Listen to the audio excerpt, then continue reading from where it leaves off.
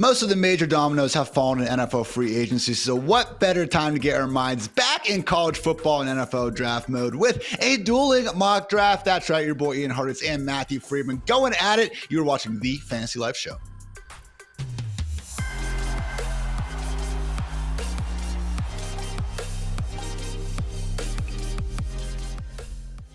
Matthew Freedman in the house. Welcome. It's officially the start of the new league year. Just had everyone make the same joke all over social media as the clock hit 4 p.m. Eastern. Not us, not today, though, Satan Freedman. We are doing a dueling mock draft. I've already said that I am very much looking forward to sniping you at every pick, but you went ahead and told me you're going to take a page out of Bruce Lee's book, Be Like Water, Adjust on the Fly. How are we feeling? Yeah, feeling good. I have no plans except watching you take Fernando Mendoza at number 1. After that, it's all up in the air. I'm still debating what I'm going to do at number 2, to be honest. Well, boy, do I have a surprise for you, Freedman. Nah, I'm just playing. Let's get into it. Las Vegas Raiders, number 1 pick. I am doing odds. Freedman is doing evens. As funny as I thought it would be to do some ridiculous trade or make the argument where, hey, if you guys actually watched the first 7 games of Ty Simpson, yeah, we are going to go ahead and go with Fernando Mendoza. So did want to give a shout out to our friends over at PFF. We are going to be using their mock draft simulator throughout the show today. And with that, I will again get things started with the chalky pick, the Heisman winner, national champion, Fernando Mendoza. So that is going to take things over to you, Freedman, for the New York Jets at number 2. Who are you thinking? I mean, it's amazing if you look at the moves that the team has made in the offseason. You can tell like they've totally revamped their defense. Like this is a defensive head coach who is coaching for his job this year. They have, 11 starters on defense. 6 of those guys are totally brand new. And you would think, okay, maybe they should address offense. The thing is, that's not what they're going to do because 1, they have a defensive head coach, but then 2, there's just not an offensive player on the board right now worthy of the number 2 pick. You could maybe talk yourself into Jeremiyah Love, but this team just brought back Breece Hall on the tag. So they're definitely not going Jeremiyah Love. So it's a question between Arvell Reese, who's your hybrid edge / linebacker from Ohio State, or if you go with David Bailey, who's more of your traditional edge rusher, who I think has kind of like the best blend of college production and NFL upside because of how athletic he is. I'm still going with Arvell Reese, who's kind of your chalk pick. I think he makes the most sense at number 2 because of the upside and because of the sort of like hybrid duality flexibility that he gives the defense. Jets obviously have the 2 first-round picks. They'll be back on the clock at number 16. Would think that's probably more so the range where they could, again, look to maybe get an offensive playmaker. So I like where your head's at, Freedman. Arvell Reese to the Jets at number 2 is locked in. Moving on to pick number 3, Arizona Cardinals on the clock. Looking at this squad, obviously needs a quarterback, but we don't think we have one actually in this draft worthy of being selected at number 3. So then I'm kind of looking at the offensive line and the front 7. And I don't know, Freedman, there's some good tackles, obviously, but when I look at this roster, I just kind of think best player available who is not a running back. Okay, I know we've heard about Jeremiyah Love going as high as number 3 here, but looking at the Cardinals, I don't see a team that is simply a running back away from all of a sudden being this great squad. And given the fact that they brought back James Conner, they brought in Tyler Algier, and they have Trey Benson, no, it's not the world's best running back room, but I just don't think we need to use a number 3 overall pick on Jeremiyah Love. So let's go ahead and make it back-to-back Buckeyes. Sonny Styles, obviously an off-ball linebacker, getting some of the Fred Warner comps, but man, you do look at what he's even done rushing the passer, maybe not as often as Reese, but still very successfully. I do think he warrants being a top 5 pick, particularly after having a combine performance for the ages. So Sonny Styles to the Cardinals for me. Freedman, you again, it's my pick, so I'm not asking for your permission, but what do you think about this one? Yeah, I like it. Styles, I think somehow, some way is going in the top 5. Whether that's as early as number 3 to the Cardinals, who it's a different regime, totally different time, but, took Isaiah Simmons, who is a similar kind of player in terms of his versatility, right? Like a big size, like is actually dabbled at edge in the NFL, but entering the league was like sort of your hybrid safety linebacker. And that's kind of, the perfect comp for what we have with Sonny Styles. So I can definitely see it. I think he belongs in the top 5. So then that means going to the Titans at number 4. I think they could have been in the running for Sonny Styles.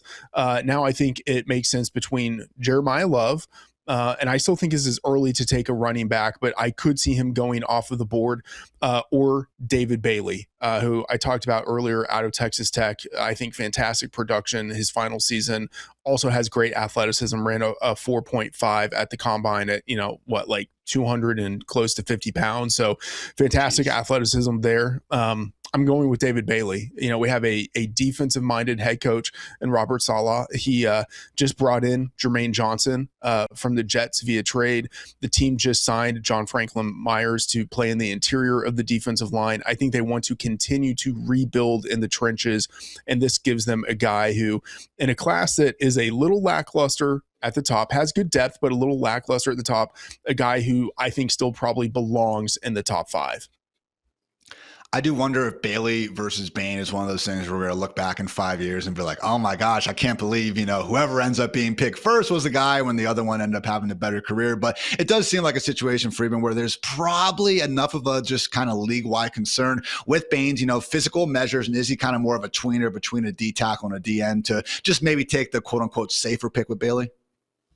Yeah, it's very possible. I think Bain with those Tyrannosaurus Rex arms, some teams won't be bothered by it. And some teams will love him because, he's a power rusher. He's still good enough against the run. And he's just like this high motor guy that coaches, NFL guys are going to love. But some decision makers won't like him just because of the arms. Yeah. Jeremiyah Love still on the clock then as the New York Football Giants get up here at number 5. I should say on the board. But yeah, I will not be taking him, Freedman. I like Cam Scatterbo. I love the idea of now Patrick Ricard and Cam Scatterbo being in the same freaking backfield. Imagine being a middle linebacker looking across the line at that. So again, just a situation where as great as Jeremiyah Love is, I think the Giants have bigger needs. I'm tempted to add Bain to this defensive line because they already just have one freak after another. And you really could take what's already a super strength and kind of turn into a superpower. Obviously, with the offensive line, always could use some sprucing up as well. But when I look at this team now, particularly with Wan'Dale Robinson out of the picture, that number 2 wide receiver spot is a big time need. And we're looking at a situation too where we want to find out if Jackson Dart can be our franchise quarterback. So let's get him a legit weapon and see what happens in the form of another Ohio State Buckeye. Give me Carnell Tate going number 5 to the Giants. I know, Freedman, you've been saying that you actually thought maybe his ceiling would be the Saints at number 8 after running a slower 40 than expected. I'll be honest, I do think, maybe the gap between Tate, Lemon, and Tyson, these top wide receivers, maybe a little bit smaller. I do think that they're all 3 in that same sort of tier at the top. But when I do look at this Giants team, obviously with number 1, Malik Neighbors, I think this is the perfect spot for Tate, being that kind of overqualified number 2, having a number 1 in Neighbors who, just like Jeremiah Smith, is going to be capable of pulling a lot of coverage attention his way. I think in terms of these, top teams, the Giants and the Saints probably is, Commanders too, man. They got Terry, they got Olave. There's some really good teams in the top 10, Freedman, where I think it actually will fit Tate really nicely because even though he's going to be a top 10 pick, he gets to kind of be the overqualified number 2. And I think that's his best role at the next level. Yeah, I mean, I'm a Cowboys fan. You're a Cowboys fan. This is sort of like old school Alvin Harper a little bit. It's going way back in the 90s time machine, but it's like, drafting a guy in the first round when you already have Michael Irvin, like total stud on your team. And this guy is going to be a highly qualified number 2. I think it makes sense. And I will say, I've rethought my position a little bit on the 40 time, given the data that we have on the miles per hour that he actually hit in the 40. He's a slow starter. He doesn't have that burst getting off of the line, but his top end speed is still pretty decent. So I can see him. I think he belongs in the top 10 wherever he lands, but I could see him going as high as number 5. And the idea, the thesis behind it makes sense. Get Jackson Dart as many playmakers as you can. Been writing up my Carnell Tate profile today. You can find it live on fantasylife.com on Thursday. My official comps for Carnell Tate. If Corey Davis played the Patriots every week, mild-mannered George Pickens, taller Chris Olave, rich man's Tyquan Thornton, and I know Thornton ran a 4.3 and then obviously had the 4.5 from Carnell Tate. It's not a perfect one, but again, I just think of the field stretching ability and ability to do more. That's where we get the rich man. And then Freedman, that field stretching wide receiver from the movie Little Giants, once he actually got to stick him on his hands and he started catching everything. I think his name was Hot Hands Hannon or something like that. Make sure you guys check out that full profile again over at fantasylife.com. Takes us to pick number 6, the Cleveland Browns. Who are you thinking, Freedman? Yeah, I mean, first, I'm just thinking that, I mean, the Marvin Harrison comp is right there, except it's like Marvin Harrison with less production, less draft capital, and less size. You know how I like to do You those can't comps, right? have a comp with four teams that are different, Freeman. You can, it works. All right. The Browns at number 6. This team absolutely needs to rebuild on the offensive line, and they've started to do that, right? They signed Zion Johnson, they signed Elton Jenkins, they traded for Titus Howard, but they still need absolutely help on the offensive line here. So I'm going to go with an offensive lineman. And the big question here is, between the two guys, is it Francis Mauigoa or is it Spencer Fano? I'm going with Mauigoa, who I think has more of the size to be able to play at right tackle. And if he doesn't work out, he can go into the interior as a guard. But I think Spencer Fano, who is talented, is probably like Graham Barton a few years ago, who played tackle in college and then got kicked into center. I think that is something that could happen with Fano. So I'm going with Francis Mauigoa, who I think probably has a little more of the upside to play on the perimeter in the NFL. It is crazy how some of these teams, the Browns, and even I would say to a little lesser extent the Cowboys, I mean, you have groups that literally some of the most elite offensive lines in the league at one point, and 3 years later you look up and it's like, oh, that's a bottom 5 unit right there. Obviously a big step here for Cleveland to get back in the good graces of the O-line gods. Takes us to the Commanders here at pick 7. This is interesting, Freeman. I actually saw Marcus Mosher bring up a similar point over on Twitter. Always a fun follow over there. Jeremiyah Love, the Commanders, makes a lot of sense. I might go ahead and just take him here. If Jeremiyah Love does not go to the Commanders, though, because I think the picks we've made before are reasonable. Okay, I understand. We have the Cardinals, we have the Titans, we have the Giants. They are, in the Jeremiyah Love market, and that's fine. But we have them taking elite, top tier, 5-star out of 5-star, potential draft picks here. So I don't think it's egregious to think they could pass on Jeremiyah Love. If the Commanders say they want to go ahead and take a chance on someone like Ruben Bain, maybe they want Mansour Deland, maybe they want Caleb Downs, maybe even another wide receiver. They have plenty of other needs in running backs. How far do you actually think Jeremiyah Love could fall? Because given, again, ETN now with the Saints, Walker now with the Chiefs, Bengals and Dolphins are good at RB. Cowboys re-signed Javonte. The Rams are good. The Ravens are good. The Buccaneers are good. The Jets are good. I mean, all of a sudden, we're getting all the way to the Vikings at 18 for even before we actually find another team with a legit dire need at running back. It's true. It's the kind of thing to where there are teams that don't need running back, but you could basically say almost no team ever really, quote unquote, needs a running back unless you have like Kareem Hunt and Isaiah Pacheco as your backfield. In that case, then you actually need a running back. But I think a team that doesn't need a running back will still look at Jeremiyah Love and say the value is just too good. He's one of the 3 to 5 best players in this draft, and we're getting him in the teens. Yeah, we kind of have to do that if we're staying true to our board. So he could fall. I just don't imagine him getting past number 12. And I don't imagine him getting past number 7 in this draft because, yes, I am going to put him on the Washington Commanders. They very much do have a need at running back. But you could imagine, guys, what it'd be like if they went ahead and passed on, again, one of the best players, regardless of position in the draft. Takes us to those New Orleans Saints, Mr. Freedman. Again, spruce up their backfield with Travis Etienne, Alvin Kamara, probably on his way out at this point. Maybe that gives them a chance to look at another wide receiver. If not, where are you thinking? This is a tough one because I would say, running back before this week, I would have felt looked like an obvious need. Now they have Travis Etienne, and of course, Kamara is still on the team. Wide receiver also felt like a big need, and I would say it still is. But now with Carnell Tate off of the board, it feels a little bit too early for Jordan Tyson or Mekhi Lemon. And so you just kind of have to think, all right, best player available. That's the way I would probably go here. I think that's Caleb Downs, probably not Ruben Bain. Ruben Bain is great, and he plays the more premium position, but I still think that Caleb Downs is a top 5 player in this class. And I don't think he's going to go, let's say, past number 12. And given that the Saints, they don't have a really glaring, obvious need on their team outside of wide receiver. It just still feels too early in a class that actually has pretty good wide receiver depth to reach at the position in the top 10. So going best player available, Caleb Downs. I was surprised actually looking back with some of my team needs research. I mean, they finished last season with a legit top 10 defense and EPA allowed per play. And look, guys, yeah, okay, guess what? I wasn't grinding Saints defensive film in December, maybe as much as you were. So congrats on that. I obviously saw what Tyler Shuck was doing and stuff on offense. But no, I'm with you, man. It is kind of, you look at a team like the Saints who, again, you're picking in the top 10, you would assume there's kind of holes everywhere, but really not quite the case. So Caleb Downs from the Ohio State University off the board to the Saints at pick number 8. With the Chiefs, obviously tempting to take Ruben Bain, but man, Freedman, after the Rams stole their entire secondary, more or less, I am starting to think that Mansour Delane could be their guy. So definitely had Caleb Downs on my short list here as well. But just, again, if we do think Ruben Bain and Mansour Delane are in the same sort of tier, which as we see with PFF, and I think with most people's big boards, they are obviously both considered top 10, top 12 capable picks. I do think, again, try and just go ahead and take the more important position for your team could make sense here. So give me Mansour Delane, number 1 cornerback in the draft to the Kansas City Chiefs. Does that add up for you, Freedman, or do you think at this point they might just say, F it, give us Bain?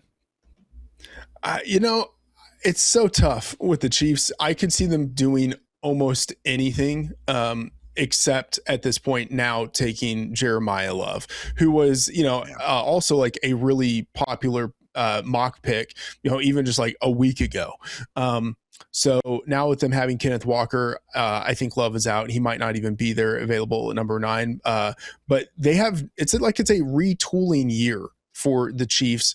It also is complicated by the fact that they have 2 picks.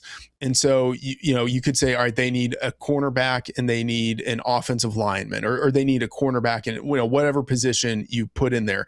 And they could address, kind of with either pick. So it's, I think, especially now, harder to nail down what they might do. But I think this is the right general range for Delane. I think he could go as early as number 9 and probably as late as like number 14, maybe. He could slip down the board a little bit more, but this is like the range where it makes sense for him to come off the board.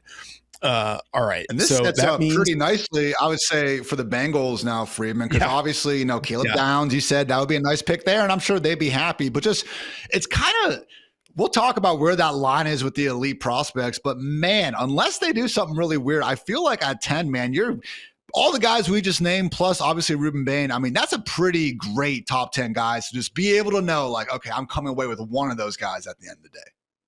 Yeah. The funny thing is that, for the past couple of months, I've, looked at the team needs, looked at how the board tends to fall. And I think, all right, it's at number 10 for the Bengals. It's either safety or it's edge, right? Because like they've needed safety for years and they were just absolutely terrible in tight end defense last year. I mean, that was like a fantasy cheat code for streaming, just, whoever's going against the Bengals defense, start that guy.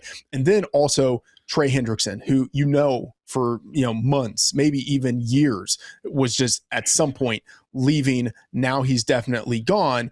But then in free agency, those are the 2 positions that the team addressed. They signed safety Brian Cook, and they signed from Seattle edge rusher Boye Mafe. So both of those positions are still like a little less pressing still. Even so, they need help at edge. You have Ruben Bain. I think number 10 is like the latest he's falling, unless teams just absolutely don't want anything to do with him because of the arm length. But that gets you only so far. And the Bengals are one of those organizations that I think are just a little desperate here. I think it is Ruben Bain, and I think it's pretty good value. Ruben Bain at number 10 here, because he could end up legitimately being, 4 years, 5 years from now, we look back and it's like, oh yeah, he was the best edge rusher in the class. Again, as a sad, still very grateful, but sad Buckeye fan based on how the season ended. Watching Ruben Bain just take over, particularly in that first half, man, absolute game wrecker. I do agree with the general sentiment, though. This is as late as he is likely to go in round 1. If the Cardinals took him at number 3, or even the Jets at number 2, man, like it would not be the most surprising thing in the world. But in this case, congrats, Bengals fans, on Mr. Ruben Bain. Takes us to pick number 11, Miami Dolphins here on the clock. I think this would be a great spot for them to potentially look at getting a pass catcher, really their tight end room, while they re-sign Greg Dulcich. This could be, one of the first spots. I'd say the Chiefs Honestly, for Kenyon Sadiq, maybe that's the earliest I could see him going, but the Dolphins would make sense there. Also, aside from Jalen Waddle, don't exactly have a great wide receiver, but you just brought in Malik Willis. Like, we're going to run the crap out of the ball anyway. I think it's a little early to go with the pass catcher when we still have some elite offensive linemen on the board. So with that in mind, I am going to go with the Utah offensive tackle Spencer Fano to the Dolphins. Again, an offensive line that needs some help as it is, and I just think it's a little bit early here to be taking one of the wide receivers or Kenyon Sadiq. What say you, Freedman? Yeah, I mean, I think the Dolphins could go almost anywhere. I'm probably still going to have as the just standard default, defensive back for the Dolphins. Okay. Mansour Delane off of the board. Jermod McCoy, I think, would be an option here. You look at the Dolphins, and they just need so much help in that secondary, and all of their guys are free agents anyway. Look, they could go anywhere. They really could go anywhere. They need help all over. So I'm not going to say, oh, that was a bad pick. I can definitely see it, and it's the range that I think fits Spencer Fano.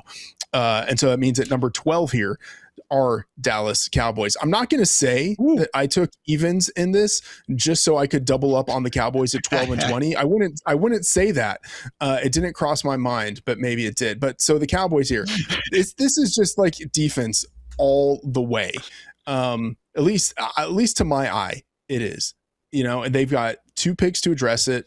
And so it's just a question of whether you go cornerback now, and then, maybe linebacker or edge later, or whether you take edge here. I feel like given where we are in the edge position, it kind of drops off a little bit after Reuben Bain. And then you have Jermod McCoy, who, if healthy, looks like he could be the best cornerback in the class. So I'm going to go with Jermod McCoy here for the Cowboys. Didn't play last year. Didn't run at the combine. A little bit of a, I wouldn't say it's a snafu, but it's just like, it's a little bit of like a yellow and orange flag, at his pro day. Let's see him run, see him healthy. That answers all of the questions, assuming he's healthy. Jermod McCoy to the Cowboys at number 12. And then that means at pick 20, I'm going to come back and look to address something in the front 7. I will say, man, a little bit underwhelming compared to some of the earlier mock drafts. And we had Caleb Downs. We had Sonny Styles falling to 12. And then obviously, Sonny with the combine. Now he's looking like a top 5 pick. Caleb went a few spots before. But just, man, Delane, I would feel better about. Not that McCoy couldn't be awesome, guys. I'm hardly, the premier cornerback talent evaluator on the planet. I get it. But just, again, Freedman, relative to where we were kind of looking at the Cowboys a couple months ago versus now, I feel like it's 10 or 11 guys. And then there's almost a little bit of a teardrop. And unfortunately, that kind of puts the Cowboys getting a guy at number 12 who, again, could go on to have a great career. But I'm a little bit underwhelmed there as a Cowboys fan. Yeah, I will say I don't mind Jermod McCoy. I think if he had stayed healthy, and it's a big if, but if he had stayed healthy, played this year, he could have gone in the top 10. Right. And that's like a Cowboys kind of theme where it's like they are not afraid to draft a guy who was injured previously and falls in the draft, and they feel like they get him on at a discount. Siobhan Ravel is, someone who they did this with last year. So I see them kind of doing this again and thinking, hey, at number 12, we get a guy who could have gone at number 8, at number 6 previously if he had stayed healthy.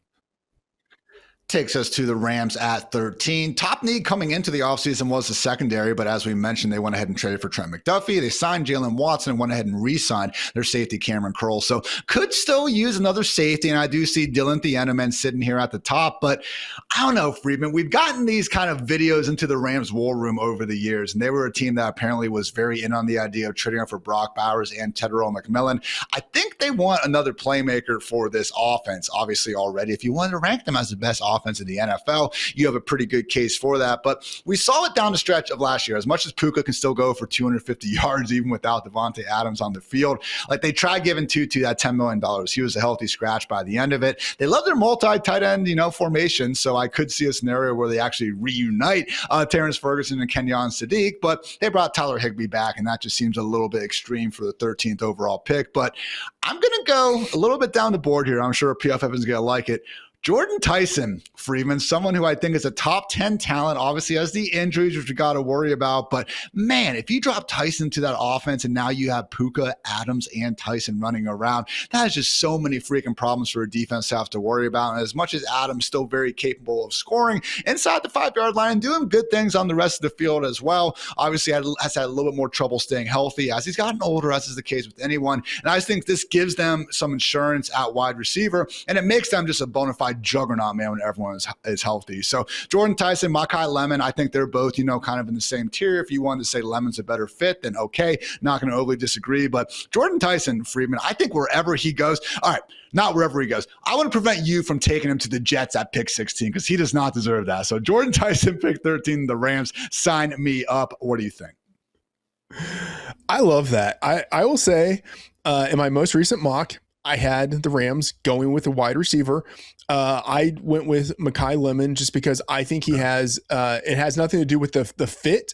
It has more to do with I think he's just higher up in the pecking order in his draft hype now relative to Jordan Tyson. But I actually prefer the fit of Jordan Tyson with the Rams better than the fit of Mekhi Lemon, because Tyson, like Puka, like Devontae, I think he can play all three positions. And so now, if you're McVay, you have three wide receivers who can line up all over the field. All of them are pretty good sized guys. Jordan Tyson, 6'2", 203 pounds.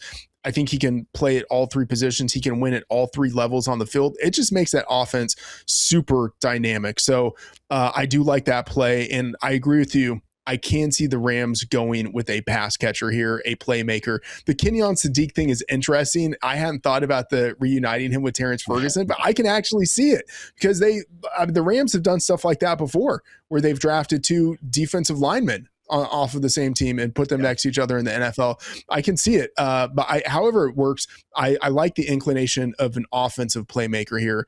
That makes sense to me. And so, man, that really brings us just to pick number 14.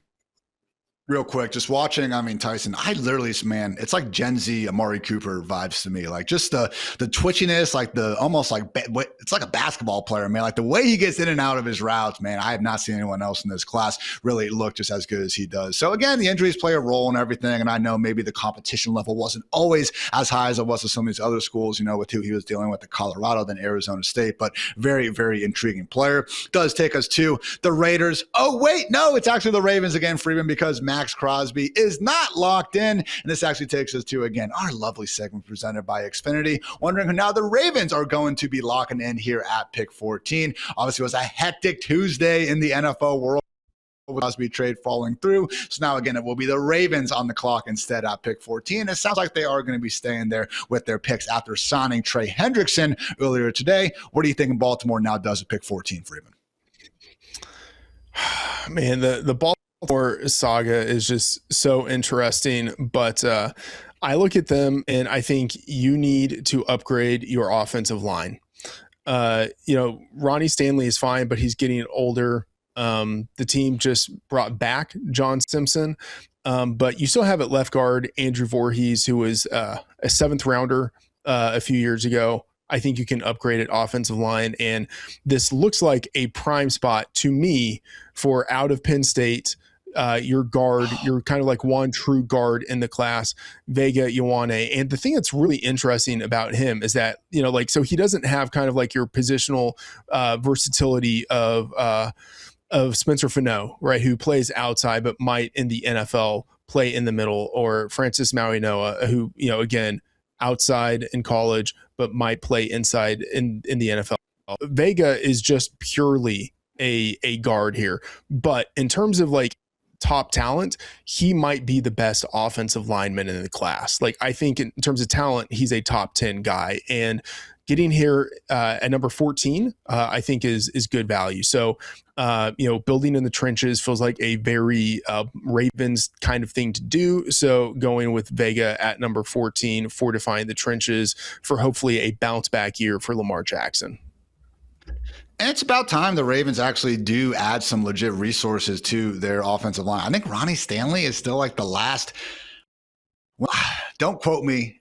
I'm pretty sure he's their last first round pick, and it might even be like their last top 50 pick. Like they really just have ignored it. And I think the Lamar Jackson effect is a big reason why. But yeah, guys, right now, as things stand, Ravens have the third cheapest offensive line in the NFL. Last year, I believe they had the single cheapest group overall. And yes, I can in fact confirm that. So look, when you got Lamar influencing the read option game and being able to run away from so many pressures and sacks and everything, that's obviously a situation where, yeah, maybe you can put a few less resources on the O-line. But we did start seeing Freedman, Lamar have a little bit more trouble getting away from pressure last year. Would make sense that maybe is starting to go down a little bit as he gets a little bit older. So like that pick, it annoys me because I had him earmarked for the Buccaneers at pick 15, but good job by you there, Freedman. Guys, again, this is a situation where we wanted to shout out our friends at Xfinity because the NFL is wildly unpredictable. Again, just ask Max Crosby, but your internet prices. Lock in fast, reliable Wi-Fi with Xfinity's 5-year price guarantee. You can learn more at Xfinity.com. Note that restrictions do apply, and it's for select plans only. All right, to those Tampa Bay Buccaneers, picking here at pick 15. Again, had Vega going there. I'm looking at it. They re-signed Kate Otten. This is, again, another spot where Kenyon Sadiq could go, but 3 years, $30 million. We already got, 3 wide receivers we like in Ibuka, Godwin, Jalen McMillan. I don't think another pass catcher is necessarily what they need. So totally would understand, again, them going to tight end, but I'm actually now looking to go ahead on the defensive side of the ball. There is a bit more of a newfound need at cornerback. They lost Jamel Dean in free agency. So if Jamal McCoy was still on the board, I would think about going there. But how about let's actually get a true long-term solution to Levante David, and that's why I'm penciling in Georgia linebacker CJ Allen. I know they brought in Alex Anzalone, who is like one of 3 players that my wife can name because one random time 3 years ago, she's like, who's that linebacker with the long blonde hair? Shout out Mrs. Tits. But yes, Alex Anzalone, good signing and everything in the near term, but man, still on the wrong side of 30 in his own right in just 2 years, $17 million. I don't think that necessarily stops them from taking a linebacker here at pick 15. So go ahead and give me CJ Allen again behind Sonny Styles and Arvo Reese, simply the consensus number 3 off-ball linebacker on the board. You like it, Freedman? The Anzalone thing, I think like it could make sense for them, even with Anzalone, to address the position, but I don't think they're going to, given that like most teams don't really invest in like like 3 of their off-ball linebacker positions, and they just have, I feel like, more needs elsewhere. So I think it is a little bit early for Allen, and because of Anzalone, I just kind of don't envision them going with a linebacker at this spot. But you never know. Who would have been your pick? Who would have been your pick then? Like Thieneman with maybe offensive line? Like I'm just curious here because to me it would have been like unfortunately again I had Vega there initially. Sadiq would make a little bit of sense, but Vega ideally and Jamal McCoy. But I feel like once we get in this range, man, there are really a lot of different options. Yeah, I would have gone with Sadiq or with an edge rusher. They need to replace Hassan Reddick, and so I think at that point it would be a question of whether you go with Keldrick Falk or Akeem Messidor. But those would have been the 3 candidates for me: the tight end or the 2 edge rushers. Fair enough, my friend. Takes us to the New York Jets here at pick 16. And Freedman's latest mock, which you can see at fantasylife.com, he had Jordan Tyson going there. I have ruined that. So, Freedman, who are you taking now? Well, I'm going to ruin Mekhi Lemon. I love that you didn't want to put Jordan Tyson to the Jets, and so we're ruining Mekhi Lemon. But the Jets, they have a lot of needs, and at number 2, they addressed the defense, which they've just continued to to attack during free agency here. But now they need to give Geno Smith another person to throw to besides Garrett Wilson.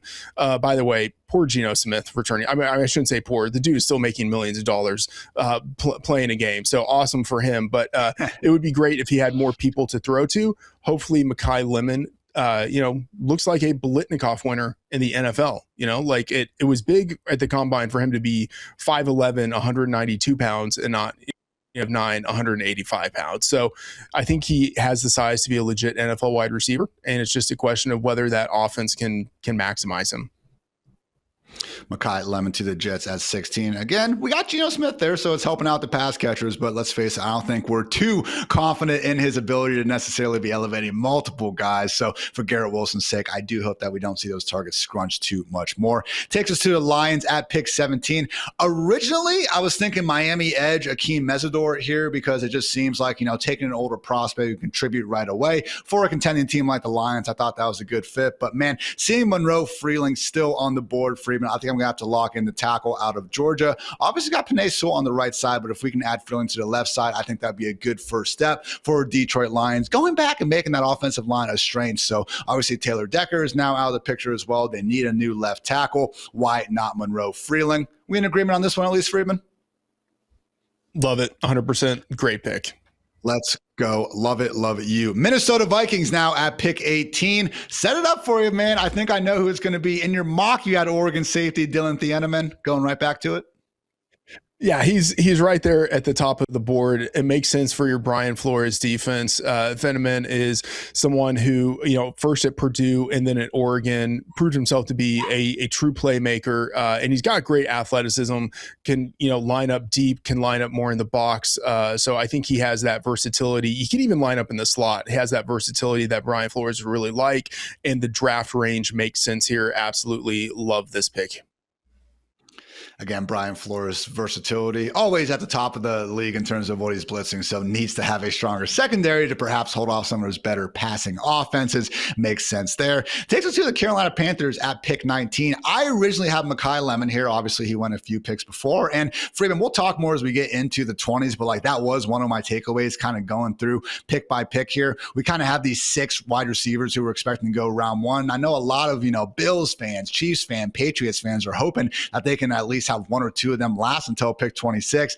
I don't know, man, because again, we have a lot of teams kind of going through. I counted 10 or 11 that I think even before we get to the Bills at pick 26 really could reasonably be in the wide receiver market. So no Lemon for the Panthers. Maybe they could look down the list and get the Casey Concepcion of the world, but I'm actually eyeing up Kenyon Sadiq at this point. As great as it would be to get this dude to follow the Eagles at pick 23, really would be the premier match, with Dallas Goedert seemingly taking his talents elsewhere in free agency. I do think Sadiq finally gives the Panthers a legit number 1 tight end. They don't need to keep doing the circus of Jatavian Sanders one week and Tommy Tremble the next. As much as I love my guy, Tommy Tremble, I think Sadiq gives them, again, someone who really can serve the purpose of providing some nice yak skills and also stretching the seam, with that 4.39 speed. Adds yet another weapon to an offense because, again, the one thing more than anything the Panthers need to find out this year, winning playoff games and stuff, obviously great, but you need to know by the end of 2026 if Bryce Young is your franchise quarterback for the long term or not. I think Sadiq can help you with that. What say you, Freeman? Yeah, absolutely love the pick. If I were picking at 19, this is probably the one that I would have made. Although I'll say, they can go a lot of different places here. The Panthers, they don't have any one huge pressing need, but they could stand to upgrade kind of at any position across the board. Kenyon Sadiq at number 19, I think makes a lot of sense. As you say, it gives them another playmaker for Bryce Young and with which they can evaluate Bryce Young. I don't think they're going to go wide receiver because they just spent the first rounder on Xavier Legette a couple of years ago. I think they want to give him 1 more year, but they look really strong with T-Mac and Jalen Coker as the other 2 wide receivers. Here, they're able to upgrade still at tight end. Absolutely. I think this is a great pick and a realistic pick. Some big free agency additions as well. Former Dolphins and Eagles edge Jalen Phillips and former Jaguars linebacker Devin Lloyd fortifying that front 7 there for Carolina. So once again, Freeman, you get the Cowboys pick at number 20. How convenient is that? Who would have ever thought that would be the case when you made sure to select the even number picks? Who's going to be the number 20 overall pick for the Cowboys after you already had them take Tennessee cornerback Jamal McCoy at number 12? All right. It comes down to edge rusher for me, especially with CJ Allen off of the board. I think it's too early to go with someone like Anthony Hill at linebacker. They definitely don't need defensive tackle, although I still think that there might be some value with some of the guys available at that position on the board. So it's edge rusher, and it's down to Keldrick Falk or Hakeem Mesidor. And these guys could not be more different.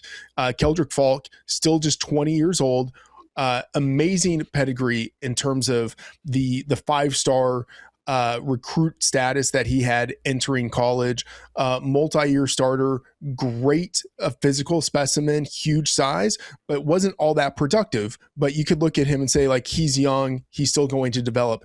And then you compare that to Akeem Messidor, who will be 25 as a rookie, but was super productive throughout the entirety of his college career, especially his final season. It's tough. I have kind of looked at the Cowboys and thought, like, Jerry Jones does not want to strike out. And I think even though Akeem Messidor doesn't have maybe the long-term upside of Keldrick Falk, the team can probably look at him and say pretty confidently right away, this is the caliber of player we're going to get. And so I'm going to go with Akeem Messidor. And if it were another team picking at 21 with maybe a longer lens, they might go with Keldrick Falk. And, you know, if I had to say which of these two guys goes higher in the draft, on average, I think it's Keldrick Falk. But here at 20 with the Cowboys, I think it's Akeem Messidor. They just want someone that they feel confident can produce in the NFL right away. And man, I'm not saying the Cowboys are all of a sudden going to be an elite defense or anything like that. But hey, you know, we got a new defensive coordinator in town, and just Quinnen Williams, Kenny Clark, you bring in Rashawn Gary. Now we add in a legit first round talent, you know, in obviously Messidor coming off the edge. You got Overshown, you know, sitting at linebacker, hopefully an extra year removed from that injury. You know, he can be back more to his former self. You know, you're adding a cornerback. I do think, Freedman, this Cowboys defense can go from being literally historically bad to something closer to average. And that could be all that offense needs to maybe get back into the playoffs. But maybe I am just being another sad, unrealistic Cowboys fan.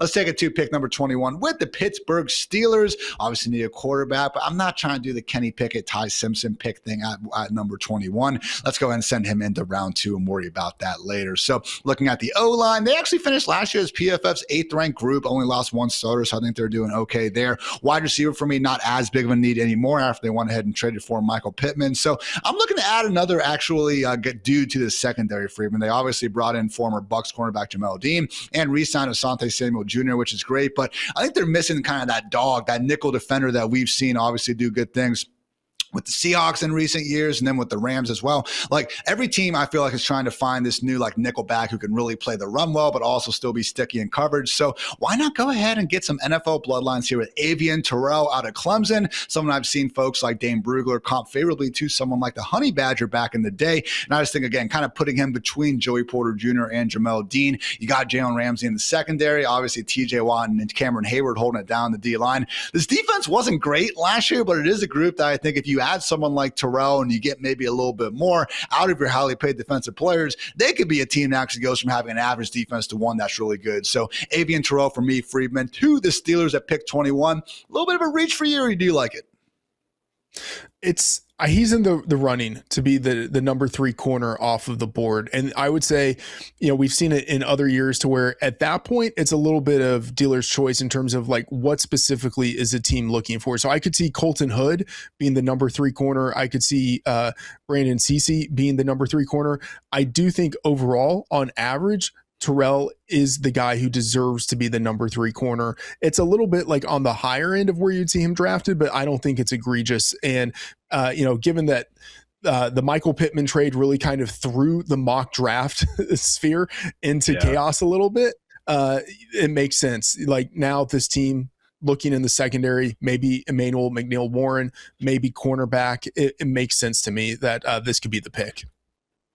And they extended him with the 3-year deal too, man. Like it was just a late round pick swap. I'm not sure why they couldn't have just done that and almost kind of sat tight and see what happened. I would be surprised if Pittman's value would be that much higher after 1 year in Pittsburgh, but you know, I'm not a general manager. So Avian Terrell to the Steelers at pick 21 takes us to the Chargers at number 22. What are you thinking here, Freedman? So the Chargers in free agency have addressed just the offense. They brought in center Tyler Biotish. They brought in right guard Cole Strange, fullback Alec Ingold, a blocking tight end in Charlie Kolar, but they haven't done anything on defense yet. And they lost their defensive coordinator, who's now the head coach for the Ravens, for years. this team has needed to get stronger in the interior of their defensive line. And you still have here, whether it's Peter Woods or whether it's Caleb Banks, you still have your choice of the first defensive tackle going off of the board. Peter Woods is the guy that I have kind of, to this point, locked in as the number one defensive tackle, but I'm pivoting a little bit to Caleb Banks, who didn't have a fantastic final season, was injured a lot of it, but had a good combine, good size, just kind of a freak athlete. Caleb Banks, I am putting him here to the Chargers at number 22. Caleb Banks off the board. Obviously a defense that, again, was awesome last year, but you start looking at the personnel and it's like, it would be nice to go ahead and get them some more highly invested resources. Because I think, going into this next year, particularly at this point, Chargers do have a situation where they don't exactly have the most highly paid defensive line, particularly in the interior. Third cheapest group of interior defensive linemen ahead of 2026. So certainly a situation where Caleb Banks, I do think, would make a lot of sense. Takes us to the Eagles at pick 23. Again, Kenyon Sadiq not on the board. I do think just maybe taking the best available edge, and a Keldrick Falk is on the table. Emmanuel McNeil-Warren also be a nice replacement for them, with Reed Blankenship leaving in free agency. But there's just so much smoke. The A.J. Brown fire is a situation where they might want to wait until after June 1st to trade him. So let's actually get a wide receiver in here, potentially look for the future. Also did lose Jahan Dotson in free agency for what that is worth. So some do have Omar Cooper as the next man up, and nothing against him, but man, KC Concepcion, just someone that when I watch, man, he can separate with the best of them. And I do think he could even give them a little bit more of a yak juice and a yak threat than they necessarily have in that offense right now. So, hey, if you want to just have Concepcion, AJ Brown, Devontae Smith, and roll with that for a few more years, that is fine and dandy as well. A little bit of a premium pick. I get it. Not the biggest need in the world, but I would say, Freeman, and you'll probably come at me with this, given the fact they didn't re-sign Jalen Phillips, you could say Edge and Keldrick Falk is kind of the natural pairing here. But there's enough going on with A.J. Brown, man, where if we do see them go for an early, like round 1, maybe round 2 wide receiver, like that's really going to have those trade alarm bells firing off. Yeah, I agree with you there. You could also look at tight end. If Kenyon Sadiq were available, I think he would have been a great option here, but he's off of the board. I like this pick. I hadn't really thought about it, but it feels like Concepcion is sort of like the best case Jahan Dotson, right? Like they were using Jahan Dotson heavily in 3 wide receiver sets for the past 2 years, and they really weren't getting much out of him. They could get a lot out of Concepcion doing basically the same type of things, except he can do it at a, presumably a much higher level. I like that pick. It does also give them, as you mentioned, the flexibility to trade AJ Brown later if they want to or need to. So like that idea. And, it's this, a forward thinking kind of pick. I'm going to mull it over a little bit more.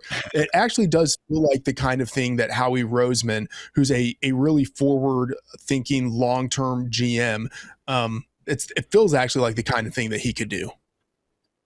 And that's just what I was saying here with, again, the wide receivers that could be off the board by the time the Bills actually get back up there with the 26. Because no, it's not the biggest priority in the world for the Eagles, but I do think it can make some sense. Similar sentiment with the Steelers, with the Panthers, with the Jets, Dolphins, Chiefs, Saints, Commanders, Browns, Giants, Titans. Again, a lot of these teams, even if it's not the most pressing need, we're still in 2026. We're having multiple high-end wide receivers as a priority. So that does take us back, Freedman, to another one of those teams who could certainly use another wide receiver, and that would be the Cleveland Browns. So what are you thinking about here at pick 24?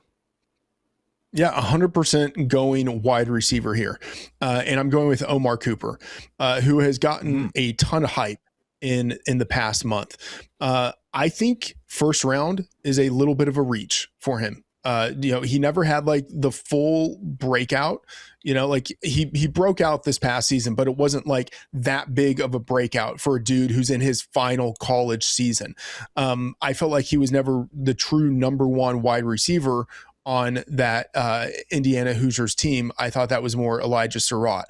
But he can play inside and outside. He's got good enough size. He's got much better athleticism than I thought he would have. And if you're looking at looking at the Browns, they just need someone, like they just need another wide receiver. Omar Cooper, I think, fits the bill here. And so that is who I'm giving them at pick number, what pick is this now? Number 24, going with Omar Cooper here. I will be interested to see again kind of where Concepcion, Cooper, and then Denzel Boston fall, because it does seem like everyone's pretty much on the same page for now, at least with Tyson, Tate, and Lemon being the big three. After that, though, I have seen again a lot of different rankings between the next big three of the potential round one wide receivers. Takes us to the Bears. Obviously, Kevin Byard out of the picture. He went ahead and actually signed with the Patriots today, which is pretty interesting, reuniting with Mike Vrabel. So would be a need at safety. They obviously didn't have many under contract, but when they went ahead and already paid Kobe Bryant a bag, I don't think they necessarily need to go after someone like Emmanuel McNeil-Warren, although he is on the table. And then that just takes us to the defensive line. So yes, Keldrick Falk, Cassius Howell makes sense, but you know what, Freedman, I lived in Columbus, Ohio my whole freaking life. I'm going to take another Buckeye, and I do think it makes sense.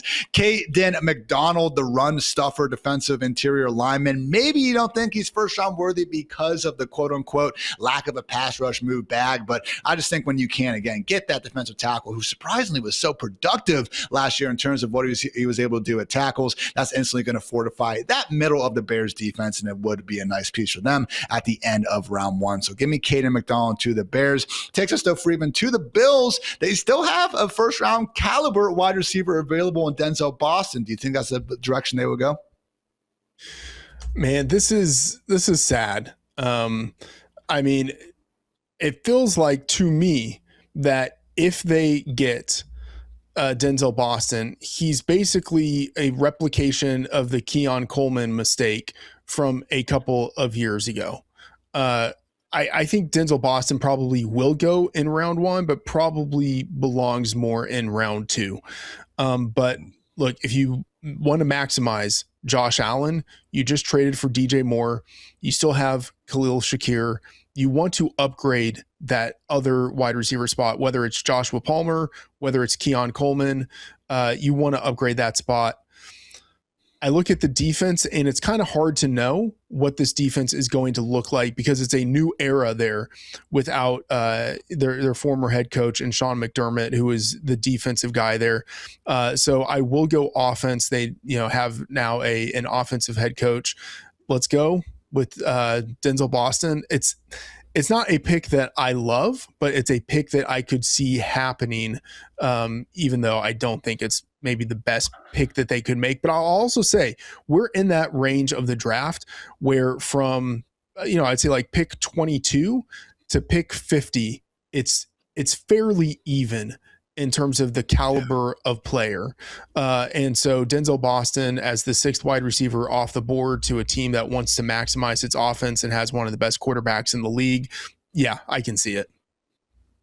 Play style, archetype, I mean, a Boston, DJ Moore, Khalil Shakir wide receiver trio does make a lot of sense, but I hear you, it does kind of come down to like, are you already just done and giving up on Keon Coleman? And, based on what we saw last year, wouldn't it be the most egregious decision to go ahead and move on there? So takes us to the 49ers here at pick 27. In my original notes, I was hoping Omar Cooper would be here. I just think that sort of yak threat would actually mesh real nicely between Evans and Pearsall on the offense. But at this point in time, we're done with the wide receivers. I do not think at this point there's another one that could be creeping up into round one. Maybe Chris Bell if he wasn't coming back from the ACL, but I have a hard time seeing anyone else at this point. So I would go ahead and look at the 49ers offense and the other big potential need they have, which is Trent Williams, guys, but apparently at a standstill to the point where we're getting reports that maybe he could actually be moving on somewhere else. So with that in mind, either way, they're going to need to get a tackle of the future with Trent being up there in age. Give me Caden Proctor, the Alabama tackle, who again, depending on when you've been doing the mock drafts, you might have been seeing him go far higher. So it does seem like Freedman, as we kind of get to this point in the draft, defensive line and offensive lines really could be populating, the 20s and 30s here in terms of the overall picks. Absolutely agree. I feel like after, let's say, the number 6 offensive tackle, there's a drop off in this class. And so I could see all of those guys, strong chance of going in round one. Maybe one of them slips into the top of the second round. And then, we've talked about it for a while. The front 7 on the defense is really the strength of this class. And there are still a number of really strong candidates available in the 20s. I agree with you. I think this is where we see the trenches really populated. Another team who certainly needs help in the trenches, particularly on the offensive side of the ball. The Houston Texans here at pick 28. I think their fans would be pretty happy with some of the offensive tackles still available here, Freedman. Yeah, I mean, it's a situation where they've traded away a number of players here. And I think pretty much all over the offensive line, they could use some upgrades. And so I think it's a question of whether you would want to go with Blake Miller, who I think has been fairly impressive, but maybe doesn't have quite the ceiling of someone like Caleb Lomu. But there's also the question of, in the NFL, which one of these guys is likelier to play left tackle versus right tackle. I'm going to go with Lomu. He's the higher guy on my board, but by the time we get to the draft, I could see it being Blake Miller, because there are not that many like kind of true left tackles in this class, and I feel like he might be one of them. Caleb Lomu off the board to the Texans at pick 28 would actually be their first kind of real splash to the offensive line. They keep talking about wanting to improve this offseason, so I am certainly with you on that one. Takes us to the Chiefs, who are picking again at 29, again after trading Trent McDuffie to the Los Angeles Rams. So what better way to really retool that secondary than to double dip in round one? I do think having Emmanuel McNeil-Warren here could make a lot of sense. Again, the Chiefs seemingly are allergic to extending these cornerbacks and safeties that they have because Spags can just keep on keeping on. But we still do need to get them some talent to go ahead and earn those future first-round picks in the first place. So I do think McNeil-Warren, as the best secondary player on the board, could make sense for him there. So offensive line, if we do want to go ahead and just add some extra resources there, I get it, it's Patrick Mahomes. But I am a little bit confident that, again, hopefully we could get a better season out of their tackles here in 2026. They have the pieces, but obviously Josh Simmons has some off-the-field stuff going on, and they have already gone ahead and paid Jalen Moore as well. So maybe there was an interior lineman that you guys would like. I totally get that, but for now, we are going hard and heavy in the secondary. Takes us to the Denver Broncos here at pick 30, Freedman. I know you originally had Georgia linebacker CJ Allen going here. I took him freaking like 30 minutes ago, so no dice for you there. Who do you want in Denver? Because this is a team where, as we saw, made the AFC Championship and then obviously didn't have their starting quarterback to really compete against the Patriots. But man, I just remember going through the team needs and you go kind of position by position. This is one of the most complete rosters in the NFL. Yeah, it absolutely is. I would say that if one of the safeties were still here, that probably would have been my pick. I could see Anthony Hill, linebacker out of Texas. It feels a little bit early, but now I'm looking at Keldrick Falk, who is just a beast of a human in terms of his athleticism and his size. The 5-star pedigree. When I was doing early mocks a few months ago, Keldrick Falk, routinely was, in that top 10 borderline. I think I mocked him once as high as number 9, to the Chiefs. And here he is available at number 30. He's the guy I'm going to go with. It's not really a massive position of need at edge for the Broncos. But man, I feel like with Keldrick Falk, they have a guy who can give them a little bit of kind of like that Zach Allen kind of versatility where he could play inside, he could play outside at edge. And I think he's just too talented to fall out of the first round. So getting him here at number 30, the Broncos, I think, are getting some value. John Franklin Myers obviously going to the Titans could also compel the Broncos to really want to re-solidify that edge room. So like that call takes us to the New England Patriots here at pick 31. Just like the Broncos, they lost one of their top edges, K'Lavon Chaisson, and went to the Commanders here in free agency. And luckily for New England, Cassius Howe is still staring at us. So we got TJ Parker as well and Peter Woods as well if they want to try to go interior. They did go ahead and sign Draymond Jones from the Ravens though. So I think Cassius Howe here or Keldrick Falk was going to be my pick if Freedman didn't take him at 30. Makes a lot of sense. Again, would it be ideal if one of those wide receivers were still on the board? Yeah, but they did enough of a job, I guess, placing Stephon Diggs with Romeo Doubs. So not exactly a need for them to reach on here. So go ahead and give me Cassius Howe to the Pats at pick 31. We'll get back into the wide receiver probably at the end of round 2. But Freedman, time for you to close us out here with the Super Bowl champion Seattle Seahawks. Who you got? So a number of players here, I think, could make sense. TJ Parker as a fringe first rounder, Blake Miller as a fringe first rounder. You also have Peter Woods, who, at you're like way too early. Yeah, a lot of Tigers, a lot of dudes who underperformed a little bit in this past season. But Peter Woods would have been expected, in your way too early mock drafts in May, would have been expected to be, maybe a top 10 guy. And here he is available at number 32. But the chalk pick is like Colton Hood or, like cornerback here. I'm tempted to go with Colton Hood, but I never imagined Peter Woods would still be available at this pick. So I'm going to go with Peter Woods, defensive player. I think the best available, defensive tackle here. I know that this team doesn't really kind of like obviously need an interior player with Leonard Williams, with Byron Murphy, with Jerron Reed, but I think he's just too strong of a player to pass up. And he also just gives the team a little bit more flexibility later when it comes to having to negotiate a contract with Byron Murphy or Leonard Williams or anyone. They can just basically say, hey, we have your replacement. And just some of these, just top tier defensive linemen, even when they have, maybe a little bit of a down year in college, like, I don't know, man, just even I know they went way higher, but like the Jadeveon Clowneys, the Chase Youngs of the world, if those guys bust, they're still just making $10 million a year for the next decade plus. And like, okay, they're not taking over each and every game or not winning MVPs. And you pick those guys second overall, but just guys like Peter Woods and there's these guys that have all the tools in the world. Worst case, you're looking at a very good rotational piece that's going to stick around for a long, long time. So I'm sure Seahawks fans could get behind that. But guys, that's going to do it for us here today on the Fantasy Live Show. If you guys liked the mock draft, if you hated the mock draft, let us know what your favorite picks were there in the comments. If you did like the show in general, we appreciate when you hit that like button as well. So for Freedman, for producer Matt, for producer Kelsey, I'm Ian. Thanks again for tuning in. And until next time, take care, everybody.